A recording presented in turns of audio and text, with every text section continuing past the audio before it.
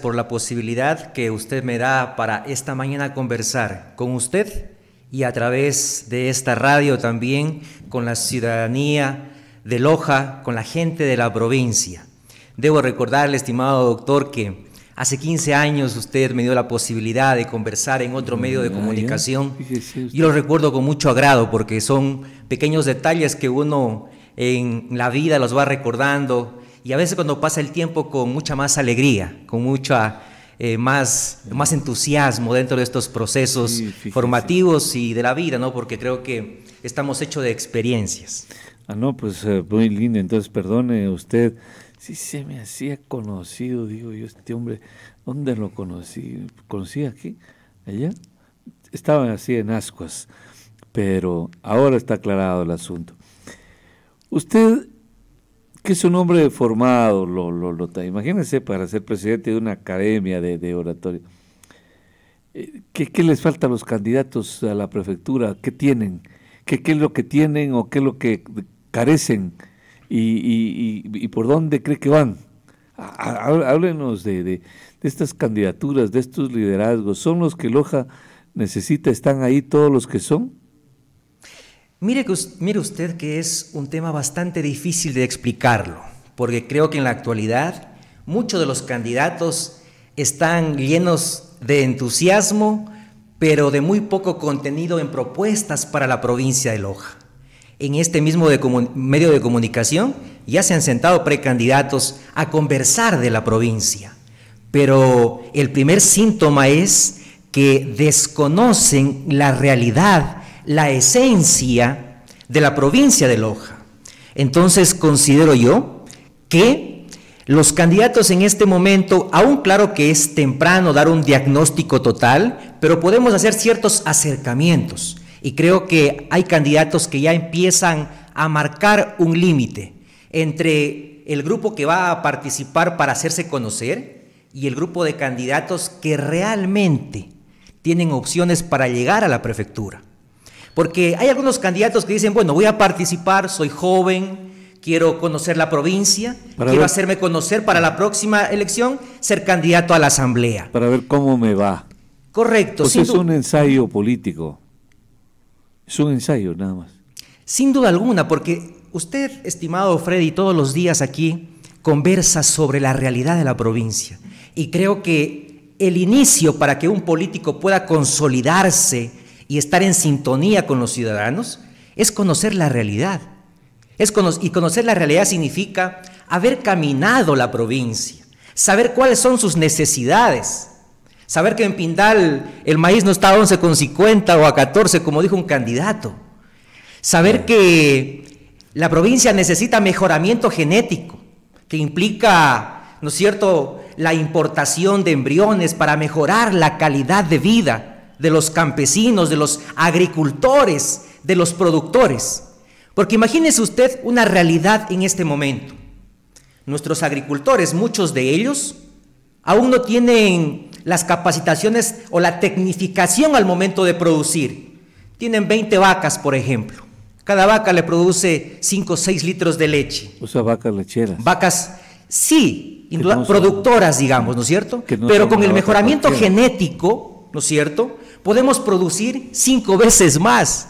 Con 5 vacas. Con 5 vacas. Menos esfuerzo, menos inversión, ¿no es cierto?, pero muchos más réditos económicos para la familia. Pero hay que explicarle al campesino, porque cada 4 años despiertan entonces los políticos a ofrecerles a los ciudadanos, ¿no es cierto?, en sus planes de trabajo, ideas irrealizables. Ya hablan por ahí de fumigar con drones, hablan con tecnología, y creo que está bien, pero ¿por qué no lo han hecho en tanto tiempo? 8 años y no les ha alcanzado la prefectura. Hay que continuar 8 años más. ¿Y qué van a fumigar con drones? Piedras, porque si no llueve, no hay pasto, no hay forraje, no hay nada, no hay alimentos, no hay nada. Entonces muchos nos peluconeamos, pero hablar bonito, ¿no?, con un dron y todo eso, pero primero hay que sembrar, primero hay que tener las condiciones, hay que tener agua de riego, y eso no existe, por ejemplo. Indudablemente, mire, los problemas en la actualidad, ¿no es cierto? Ya están terminando las cosechas en la provincia y dicen, no hay una máquina ni para alquilar para poder arreglar las vías de tercero y cuarto orden. Y dice, ¿sabes qué? Mira, voy a arreglar la vía, una guardarraya para llegar a la chácara y poder sacar la producción. Entonces, creo que las autoridades deben dejar de ser insensibles, ¿no es cierto? Hay que preocuparse de los canales de riego. Sin duda alguna, hay que recuperar muchos canales de riego, pero también hay que adecuar las condiciones a través de la tecnología para ver de dónde sacamos agua, cómo lo hacemos. Hay que potenciar otras áreas como el turismo, por ejemplo. Excelente, excelente. El tema turístico es excelente. Creo que por ahí va el asunto en la provincia de Loja. No vamos a ser una potencia agrícola, ganadera. Las condiciones son harto difíciles, pero tenemos un potencial turístico inimaginable. Mire usted qué bonito que es recorrer la provincia. Y nuestros candidatos ahora, yo los escucho en los videos que hacen, dice, qué bonita que ha sido la provincia. Sí, la provincia siempre ha sido bonita. Y es mucho más bonita cuando no se la visita en tiempos de campaña, ¿no? Cuando es una forma de vida. Algunos candidatos dicen aquí en este medio de comunicación, así dice, en honor a la verdad, es la primera vez que voy a una parroquia rural del Cantón Loja, la primera vez, ¿no es cierto? Hay que recorrer, me parece, cada una de ellas y conocer lo bonito que es. En Zapotillo siempre dicen los Guayacanes, sí, pero ese bosque seco maravilloso que todo el año nos puede, o en verano sobre todo, nos puede dar unos paisajes que parecen áridos, pero que son llenos de mucha sensibilidad, de mucha paz, de mucha tranquilidad, para nosotros los citadinos, pero para los agricultores, para la gente que vive en esos lugares, también es duro, es triste, porque en la realidad no hay fuentes de trabajo, los hijos tienen que buscar otras posibilidades fuera de los cantones. Es que entonces, ahí hay una trampa entonces, abogado, porque si estos pueblos no tienen de qué vivir, entonces emigran. Entonces no sé a qué van los candidatos, si no van a encontrar votos ahí, porque la gente emigró. Entonces no es fácil. Tienen que hacer un gran recorrido por pocos votos. Así les toca ahora. No trabajaron para que la gente se quede en sus lugares, ahora les toca recorrer mucho por muy pocos votos, porque la gente ha emigrado. Indudablemente. Y mire, estimado Frei, aquí estamos en esta conversación justamente tratando sobre la provincia de Loja y sobre los candidatos en la actualidad a la prefectura. Entonces, yo le hablaba en primera instancia, en primer momento, de los dos grupos de candidatos. Los que van a participar para hacerse conocer y los que van a participar en realidad, ¿no es cierto?, con posibilidades de llegar a la prefectura. ¿Usted los tiene identificados? Indudablemente, en las conversaciones hemos revisado alguna información. Yo creo que además, visitando la provincia, se puede ver ya candidatos que marcan la diferencia. Y creo que es necesario en que los ciudadanos podamos ir evaluando los planes de trabajo, ¿no es cierto?, pero también la trayectoria de cada uno de los candidatos. Creo que es fundamental en estos procesos democráticos dentro de la provincia de Loja, porque eso va a depender que 4 años o sigamos quejándonos o sigamos con los mismos problemas, o sin duda que encontremos soluciones no definitivas, quizá parciales en ciertos temas, pero que hayan avances para que esta provincia empiece a dilucidarse los sueños que tenemos muchos ciudadanos. Y que los políticos nos matan siempre, todos los días, con sus malas decisiones, con las mentiras, con las falacias, con la diatriba que siempre está a flor de piel de los políticos. Es un fenómeno interesante, ¿no? O sea, a ver, todas las autoridades tienen, por lo regular, un candidato continuista. Eso es normal. Obviamente en la prefectura lo quieren hacer así. En la alcaldía de Loja, digo, por eso es un fenómeno, porque ahí sí ya no... ¿Quién va a querer continuar el desastre? ¿Quién va a querer continuar el descuido, la negligencia, el abandono, la irresponsabilidad?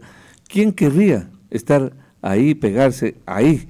Pero siempre hay un candidato para continuar, y entonces por eso lo conjugan y dicen el continuismo, porque todo lo que es ismo, todo lo que termina en ismo, pues es una degradación de la palabra, ¿no? Entonces, el continuismo siempre estará presente. Único caso en Loja que no habrá que nadie hablará del continuismo, nadie puede decir es el continuismo, o a menos que haya un candidato tan negligente, tan populista que digan esto puede ser es el candidato del continuismo. Loja va a continuar en el abandono, en el ostracismo. Por eso hay que tener mucho cuidado. Entonces usted los tiene clasificados, o sea, bien identificados más bien a los candidatos a la prefectura, de los que se presentan para hacerse conocer, hacer méritos, otros que tienen condiciones favorables y otros que efectivamente son muy potentes. ¿Puede ser eso o no? Indudablemente, pero estimado Freddy, yo quiero referirme a lo que usted acaba de decir, el tema del continuismo, y creo que es fundamental que, si bien es cierto, en el tema de la prefectura, digamos, no haber una reelección inmediata, pero hay un continuismo de un grupo que 8 años ha estado en la provincia de Loja, en la prefectura, ¿no es cierto? Un grupo económico que están cuestionados los contratos. Recuerde usted que un contratista español ya lo denunció sobre las presuntas patrañas, actos de corrupción de la administración actual. Y ese grupo quiere cuidarse de las espaldas y continuar a como dé lugar dentro de la administración de la provincia de Loja. Y eso hay que tener mucho cuidado. Cuando usted me dice que si de alguna manera, ¿no es cierto?, desde nuestra modestia podemos identificar los candidatos potenciales para poder ganar la prefectura de Loja, yo creo que podemos hacer ciertos acercamientos, no definitivos, pero considero que ya son síntomas que van apareciendo en el camino y que van marcando una diferencia. Y yo le voy a nombrar 3 en este momento, estimado Freddy. Yo considero, por ejemplo, que dentro de este grupo de los 3 precandidatos aún, ¿no es cierto?, está, por ejemplo, el doctor Nilo Córdoba, ¿no es cierto? ¿Usted lo ve potente? Por la estructura que tiene a nivel de la provincia. En algunos medios de comunicación, en entrevistas que se le ha realizado justamente al candidato, se ve que está con 14 candidatos aproximadamente a las alcaldías en la provincia de Loja. Y eso es un síntoma de fortaleza, finalmente, de los candidatos. Son estructuras políticas. Estructuras políticas fuertes, porque además va con actuales, ¿no es cierto?, alcaldes, como por ejemplo Armando Figueroa en Catamayo. Es fuerte. El mismo, sin duda alguna, mire, por ejemplo, hay candidatos como en Pindal, por ejemplo. ¿Quién el es? Señor Sánchez, por ejemplo. ¿El mismo? ¿Es el que está ahora en la alcaldía? Correcto, sin duda alguna. También que es un candidato que de alguna manera muestra fortaleza porque está en la administración pública, hay una estructura cantonal. Debe ser. No, era amigo antes, no lo he visto hace mucho tiempo, pero debe ser algún candidato que le puede aportar. Sin duda, está en Olmedo, por ejemplo, Clever Sánchez también, de alguna manera que... Clever Sánchez, el actual. El actual alcalde. Entonces, mire, en esas estructuras... Son figuras políticas. Políticas, de alguna manera, que van a aportar de manera significativa en este proceso electoral. Entonces, en estos 14 cantones, entre Gonzanamá, creo que va Paquita Cueva, me parece, en Celica va Luis Ayala. Entonces, estas estructuras van a aportar de alguna manera significativa. Pero hay otro candidato también a la prefectura que no vamos a desconocer, que es el señor Mario Mancino, que sin duda, digamos, está dentro de las posibilidades, con menores posibilidades desde mi criterio, sin duda alguna, pero que tiene un trabajo de 8 años de su amigo Rafael Dávila. Entonces podría llegar de alguna manera, tiene una estructura importante de Dávila, aunque no de él, porque recuerde usted que solo tiene 3 candidatos a las alcaldías en el Cantón Loja, por lo que demuestra de alguna manera que no hay una capacidad política para poder... Hay debilidad ahí. Sí, entonces no hay una capacidad política incluso para sacar candidatos. Y esa debilidad, sin duda alguna, que pasa factura en estos procesos electorales. Pero también, señor abogado, ahí hay otro fenómeno político y es un fenómeno porque no lo conocíamos, lo que se da. Por ejemplo, lo que ocurre en Saraguro. El candidato a la alcaldía de Pachacutic va con el candidato de Suma, y a su vez el candidato de Suma es de Creo, pero no hay que presentarlo como candidato. Es un lío que no se vivió en la historia, no sé si podemos decir provincial, no vamos a exagerar, republicana o democrática, pero en la historia política de Loja ese fenómeno no se lo vio. Ahora, ahí sí me gustaría más bien que usted haga un paréntesis y analizar cuánto daño le hace a la política eso, o cómo cree usted que va a quedar la militancia, la organización política, o sea, en general me refiero, ¿no? O sea, ¿cómo participan en eso? Imagínese usted, Pachacutic en un movimiento orgánico, respetable, estructurado, con una enorme disciplina, ¿no? Muy orgánico, ¿no? Y de la noche a la mañana se presentan este tipo de cosas que no se vieron antes jamás. Usted vio que Yacu Pérez, que pertenecía a la organización política, cogió sus 4 maletas y se fue, ¿no? Pero esta gente lo hace adentro y de frente, de día claro. No es que sea pecaminoso, pero ¿cómo se lo puede analizar? ¿Cómo se puede ver esos comportamientos, esas inconductas? ¿Cómo quedan?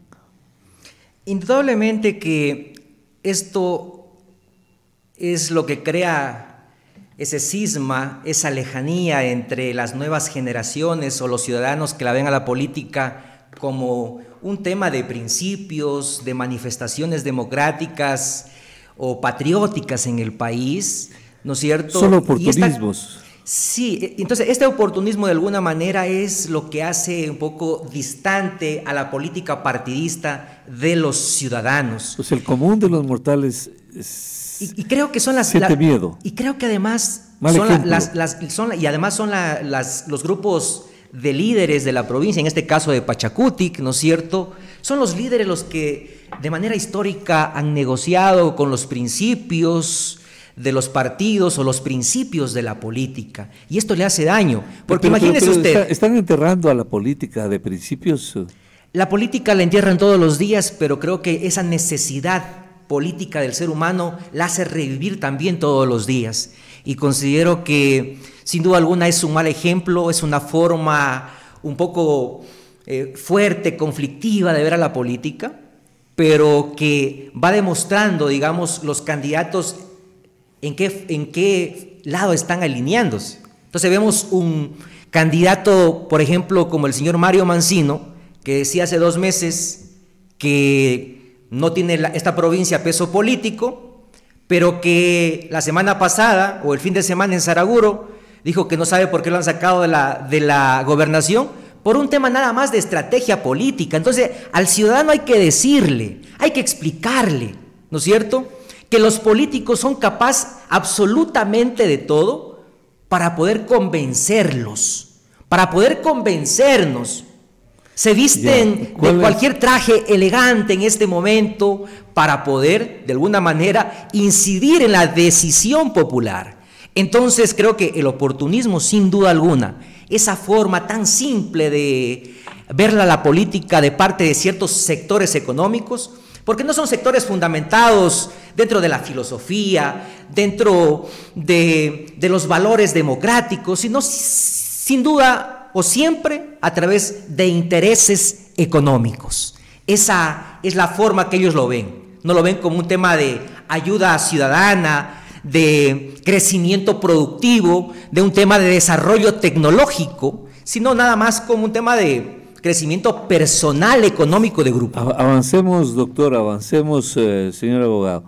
Avancemos. Quería usted hablar, dijo 3 o 4. 3 nada más. A 3, ya. Yo creo y considero que, sin duda, el candidato de la lista 5, el señor Max Iñiguez, también sacaría una votación, digamos, importante, pero no le alcanzaría para ser protagonista en este proceso electoral.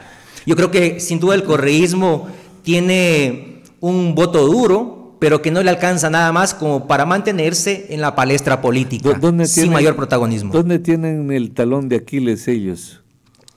Es justamente en la cabecera provincial, en el Cantón Loja es la debilidad de ellos. Aquí no pueden penetrar, imposible. ¿Por qué? ¿Por qué tanto? ¿Por qué cree usted que hay una diferencia de pensamiento, de reacción política en la provincia y en la ciudad, en la capital provincial? ¿Por qué? Hay ciertas particularidades que se podría analizar, incluso desde el candidato, por ejemplo, puede ser, pero también de algunas equivocaciones que dentro de los 10 años que gobernaron, esas equivocaciones hace que aún el pueblo pueda recordar. Sin duda, yo debo reconocer de manera frontal que hubo ciertos aciertos importantes en el país, pero creo que el pueblo no perdona las equivocaciones de prepotencia, de los líderes déspotas. Eso es lo que condena el pueblo y no olvida. Ya, una última pregunta para... Entonces están en ese orden de preeminencia los candidatos, ¿no? Como usted, según su propia opinión o análisis, aquí viene el asunto. ¿Quién cree usted que va a beneficiarse de las cosas buenas que pueda hacer el gobierno? Le pongo un par de ejemplos. Pueden haber algunos, pero voy a poner dos que son interesantes, porque cada quien se segmenta a sí mismo, ¿no? Es decir, si hay un beneficio para la salud y yo soy médico o enfermero, pues yo soy feliz y soy grato y tengo una reacción, por eso le decía una reacción positiva ahí.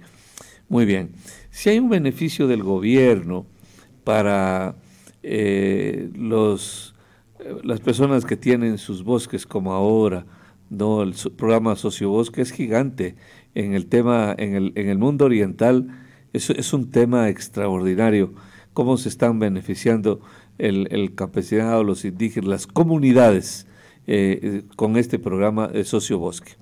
Acá en la provincia también es fuerte, pero si yo soy médico no sé que ese programa es fuerte porque yo no tengo eso, entonces no valoro, pero si se mete a ese mundo va a ver que es fuerte.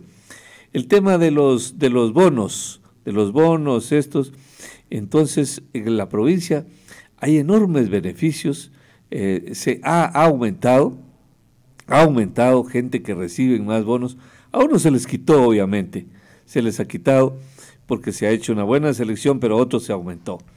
Tiene el tema de los préstamos, de los $5,000 al 1% y a 30 años plazo. Son centenares y miles de personas que se están beneficiando de eso. Entonces esa gente con su plata en el bolsillo y todo eso, tienen que agradecer al gobierno.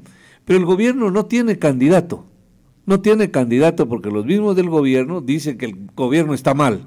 Lo difunden por todos los lados. Por todos lados donde usted vaya, dicen en las reuniones, en los mítines, en las concentraciones, les dicen, este gobierno está mal, yo estoy de acuerdo que este gobierno está mal, que este gobierno no ha hecho nada. Entonces, la pregunta es, ¿qué candidato en estas elecciones va a usufructuar de las políticas, aunque sean pocas, modestas, pero son políticas que han beneficiado a muchos sectores en el país y sobre todo en esta provincia? ¿Quién va a beneficiarse de esos beneficios? Yo más bien considero... De esos aportes del gobierno, perdón. Yo más bien considero que sí tiene el gobierno un candidato a la prefectura. Y el candidato es, sin duda, el candidato Mancino. Entonces, ¿por qué lo niegan? ¿Pero por qué ellos mismos andan diciendo que el gobierno no vale? Es que indudablemente tras de ellos hay un equipo de asesores políticos que hacen que nieguen al gobierno, ¿no es cierto? Hay una persona, permítame, claro que sí, abogado, hay una persona en la línea, ya para concluir. Buenos días, lo escuchamos, adelante. Buen día, doctor Aponte, buen día a su distinguido panelista. Le saluda el doctor Carlos Quispe. Mire, muy interesante la entrevista al doctor Ayala, un hombre que realmente tiene, entiendo yo, una convicción ideológica y política bien formada. El análisis que él ha realizado realmente es una verdad, producto de la decadencia política que vive el país y el mundo. donde los politiqueros están sobresaliendo, que son politiqueros zombies, no tienen ideología, no tienen una ubicación política clara, se pasan de un partido a otro, hay partidos de alquiler. Eso realmente pienso que es un insulto a la inteligencia de los locales y los ecuatorianos.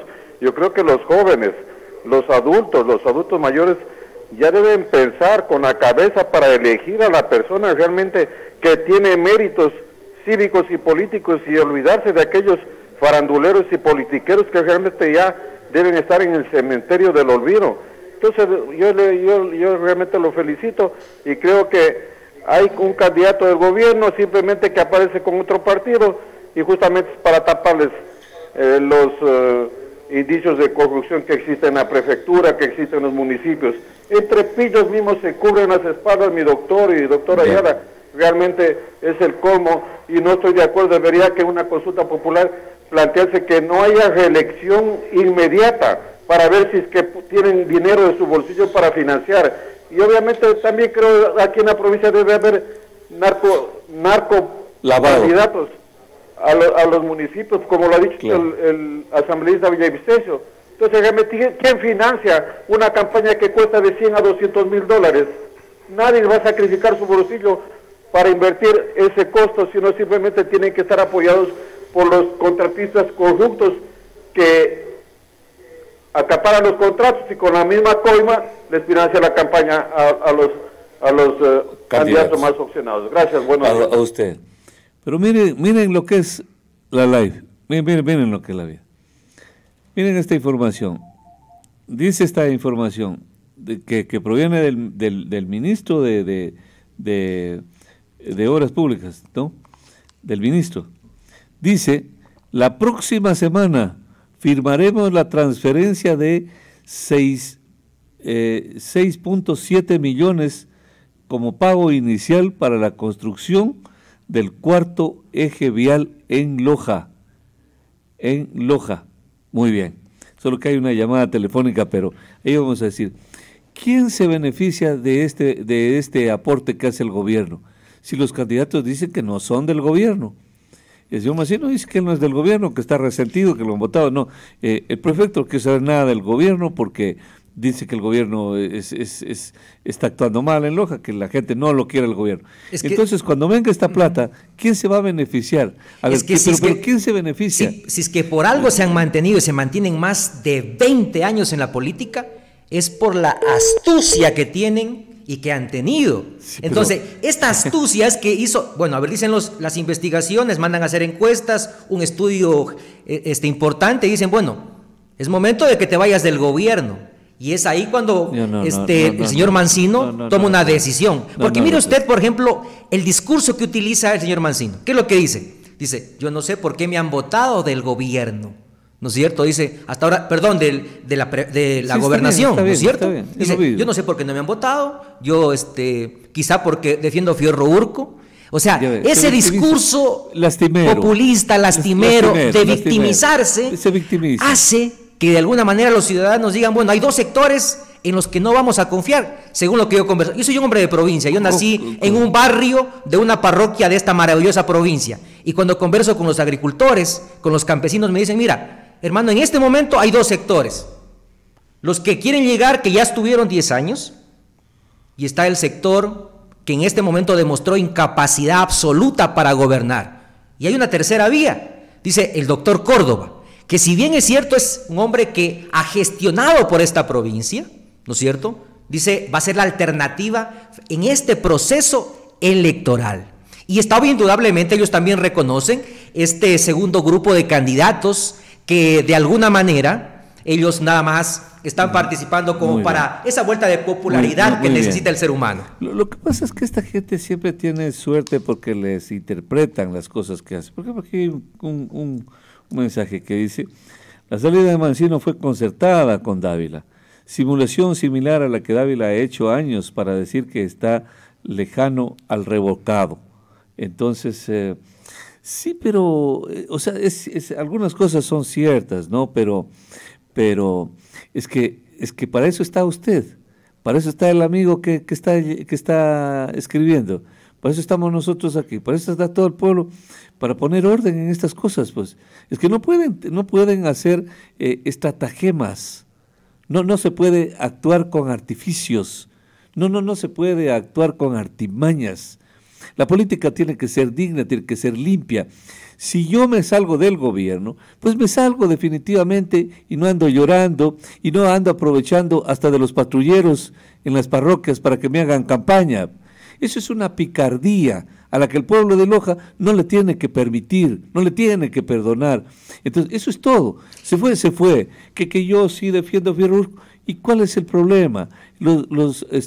Otra vez vuelve la historia. Vuelve la historia que los indígenas, como el señor Sarango, al lado de los conquistadores, no de los españoles. Son cosas que tenemos que analizar y ponerlas al descubierto. Es que es la viveza criolla que tratan de aprovecharse de la ingenuidad creen que la ingenuidad de nuestra gente. Sí, pero por eso le digo, esas ingenuidades no las tiene que, esas vivencias criollas no las tiene que cometer el doctor Nilo Córdoba. No le vamos a permitir al señor Max Íñiguez, no le tenemos que permitir al señor Manzanino, no le tenemos que permitir a nadie. O sea, así la política tenemos que exigirles que actúen con hombría de bien, que hablen, que peleen, que discutan. La dialéctica es fundamental en la campaña electoral, política, que queremos conocerles el cerebro de cada uno, que queremos conocerlos, como decía mi amado maestro, ¿no? Así como al cántaro roto, al cántaro se lo conoce cuando está roto por su sonido, al cerebro del hombre se lo conoce por su palabra, y los veremos aquí con la palabra, pero de frente los oiremos, los escucharemos, nada de vivezas criollas, nada de incoherencias, nada del aprovechamiento, porque la gente es ingenua, porque la gente es incauta, porque la gente es insulsa, porque la gente es pobre, y yo voy a manipular de esta manera para conquistarlos.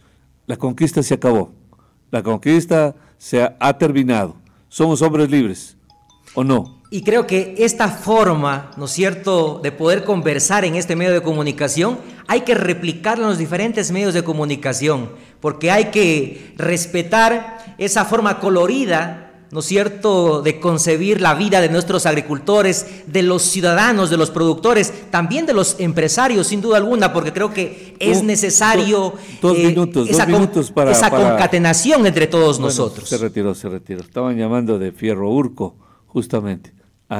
Se ha retirado. Breve, por favor, buenos días, le escuchamos, 725-400, adelante. Doctor Freddy, buenos días, gente que le saluda, un saludo para su invitado. Bueno, en realidad el análisis muy aceptado sobre la realidad de la provincia. Lo que sí decirle de que compartimos con lo que dice que así como hubo el saqueo de los conquistadores españoles de nuestro país, ahora el saqueo es de los politiqueros, de los malos políticos que van justamente a enriquecerse con los recursos públicos, que estamos en desacuerdo. La otra situación, doctor Freddy, usted con la experiencia que le caracteriza, sería bueno que los candidatos a prefecto vayan con propuestas claras sobre el tema, ya un poco más real, de que en la vialidad cuántos kilómetros se necesita trabajar hacia los sectores cantonales, del sector cantonal hacia la parte de las parroquias rurales. Eso es lo que quiere saber la gente. ¿Y cuál es el cronograma de actividades para hacer la apertura, el presupuesto para que ellos puedan sacar sus productos? En cuanto a los canales de riego, de igual manera, ¿dónde está el proyecto de rehabilitación de los canales de riego? Mire, existen muchos en la provincia que realmente están abandonados y eso tienen que plantear unas propuestas claras de cronogramas de ejecución de estas obras, que es muy importante. En cuanto a la productividad, de igual manera, en cuanto, bueno, a todas las competencias que tiene el gobierno provincial. Bueno, muchas gracias y buen día, Fred. Nos despedimos, doctor. Indudablemente. Bueno, muchísimas gracias por las llamadas. Creo que es necesario lo que dicen los ciudadanos, ¿no es cierto? A ver, rapidísimo, por favor, buenos días. Buenos días al amigo que está ahí de Fierro Urco. Estamos poniendo la señal. Bueno, no se habla, nos despedimos, doctor. Bueno, estimado Freddy, muchísimas gracias por la oportunidad, por esta conversación, pero mire que en la parte final quiero despedirme con una frase muy bonita para levantarle el ánimo a la tristeza de la pobreza, de la violencia que hay en el país. Y mire usted que lo más valioso que el hombre posee es la vida, estimado Freddy, y se nos da una sola vez, y por tanto debemos aprovecharla, de manera que los años vividos no nos pesen, que la vergüenza de un pasado miserable y mezquino no nos queme, y que muriendo algún día podamos decir que hemos consagrado toda nuestra vida y nuestras fuerzas a lo más bonito que hay en este mundo, y que es luchar por la libertad, por la justicia y por la equidad. Le agradezco mucho por la oportunidad, estimado Freddy.